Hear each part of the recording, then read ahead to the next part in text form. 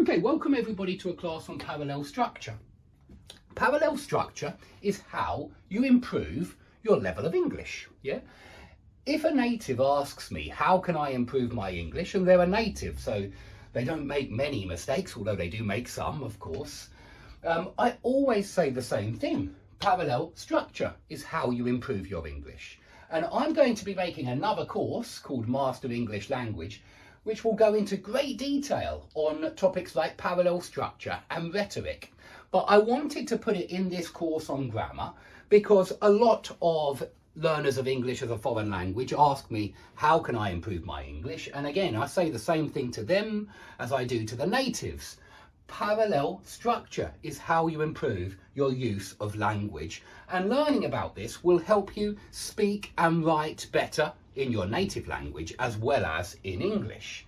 Okay, so that's why this is really important. It is rhetoric. It really is how to speak more powerfully, how to speak more clearly, how to speak more beautifully. And notice that I'm repeating those units each time. How to speak, how to speak, how to speak, because I'm well aware that that is parallel structure. That is it in a nutshell. It's repeated units of equal weight. So what the hell am I talking about? You won't know unless I show you with some sentences, because of course you've got to see this parallel structure in action. Okay, so parallel structure is something that we use, or something really worth using, but very often we don't use, but it's really worth thinking about when you make a list.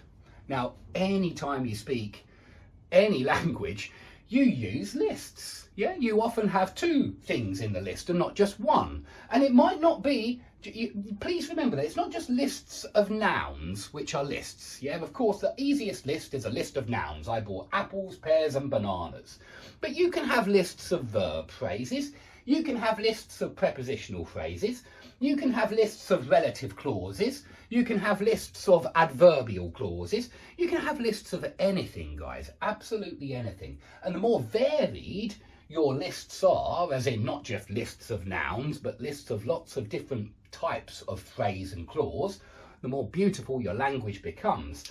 So you need to think about parallel structure with lists, and that's because when you make a list, each thing in the list ought to be equal.